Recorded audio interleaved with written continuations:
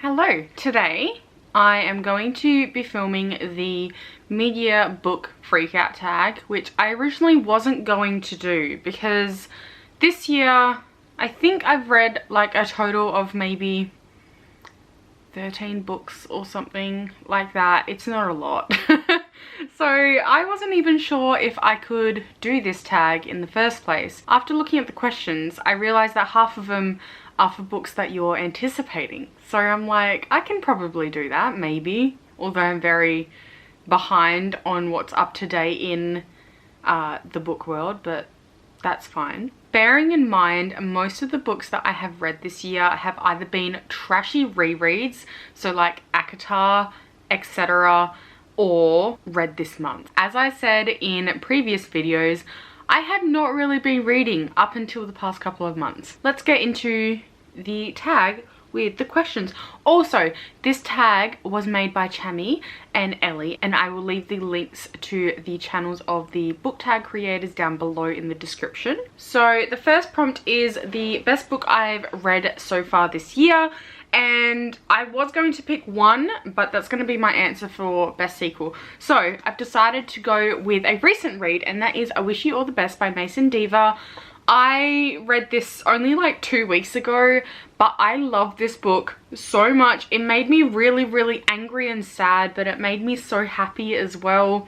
It was just like, it felt like what would be a warm hug, and it's just, it was such a beautifully written story. It was really impactful. I absolutely loved the main character, Ben, and their relationship with Nathan and their relationship with their sister, and it was just absolutely amazing. The next prompt is the best sequel that I have read this year, and for that one I'm going to go with A Court of Silver Flames by Sarah J Maas.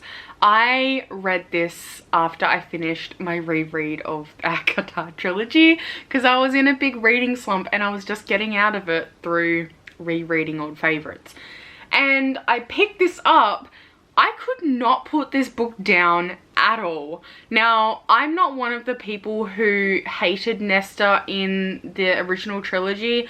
I kind of liked her. Like, I wouldn't call her my favorite character, but like I didn't hate her like everybody else seems to. I was so excited for this because I've always really enjoyed Nesta's character, and I knew that we'd be getting more into her mindset in this one, and it was just so good.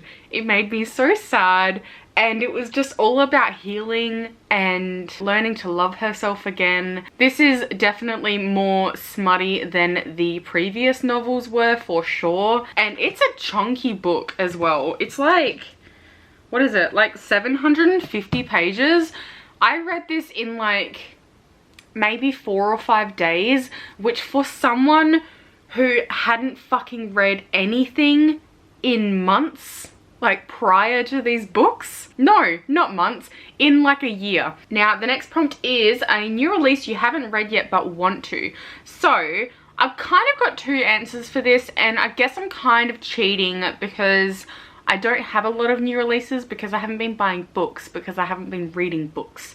So I am going to give 2 answers for this one. The first one is One Last Stop by Casey McQuiston, although I am currently halfway through this. The other book I really want to read really soon is House of Hollow by Crystal Sutherland, and I have that in the mail coming soon. The rest of the books that I know I definitely want to pick up soon are all kind of like mid to late 2020 books, so I don't really know a lot about releases for this year. It feels ridiculous, but I definitely want to read House of Hollow.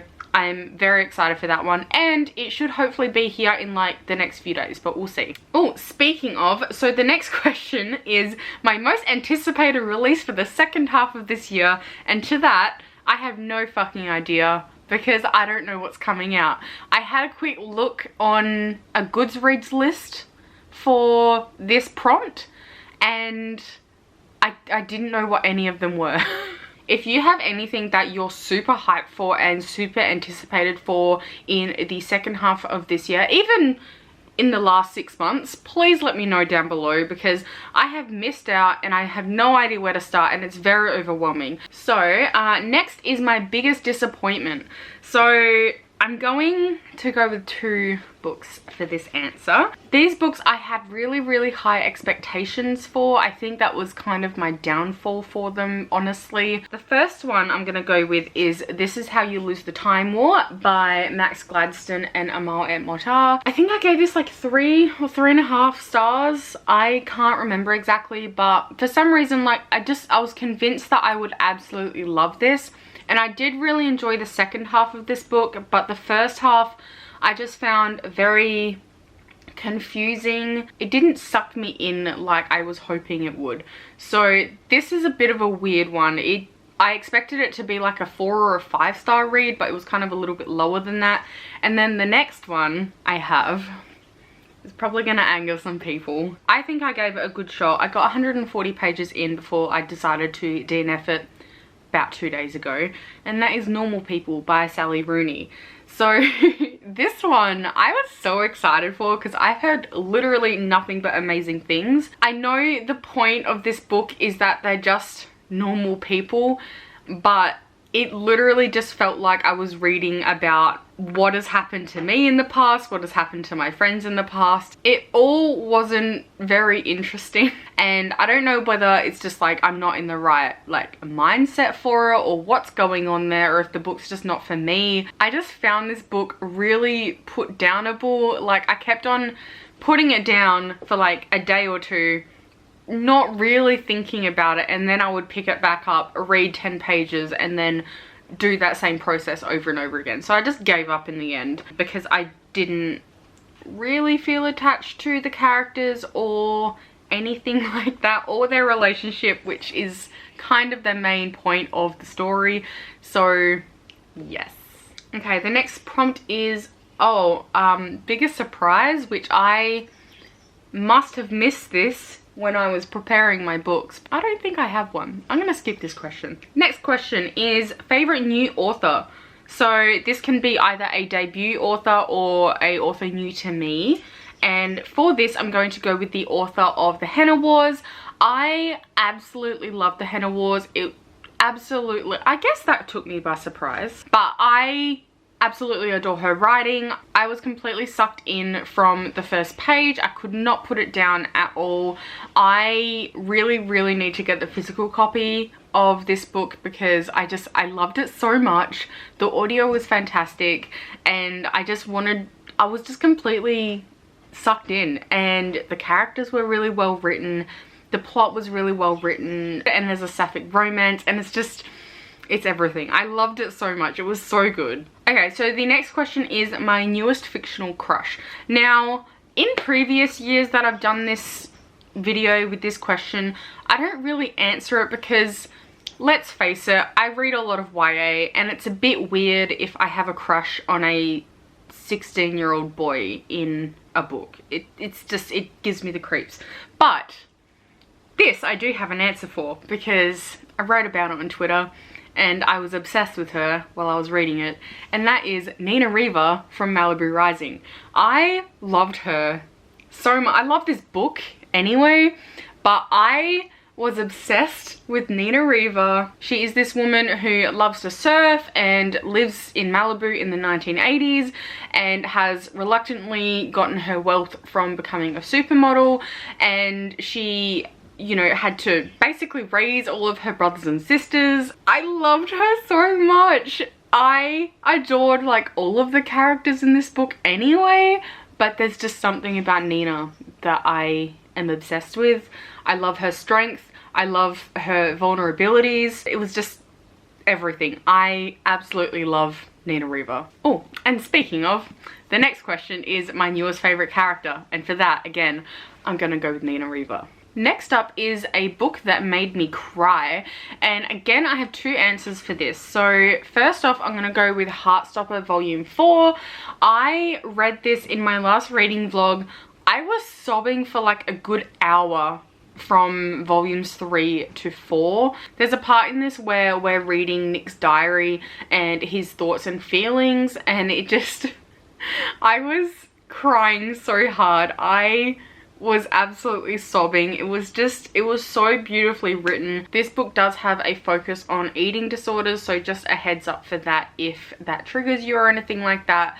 But it also really delves into, you know, the people that you have relationships with and your mental health, and how you can't just rely on one person, and it's not healthy to just rely on one person for support, and how those people need support as well. And it's just really well done, and I adored it so much. And then the second book that made me sob as well was, again, A Quarter Silver Flames by Sarah J Maas. There's a good portion in this where I'm just a big blubbering mess. Obviously I can't like totally relate to this, but at times I definitely related to it, and her like self-growth and self-reflection and her beginning to like herself again really hit hard for me. This really hit me in the heart a lot.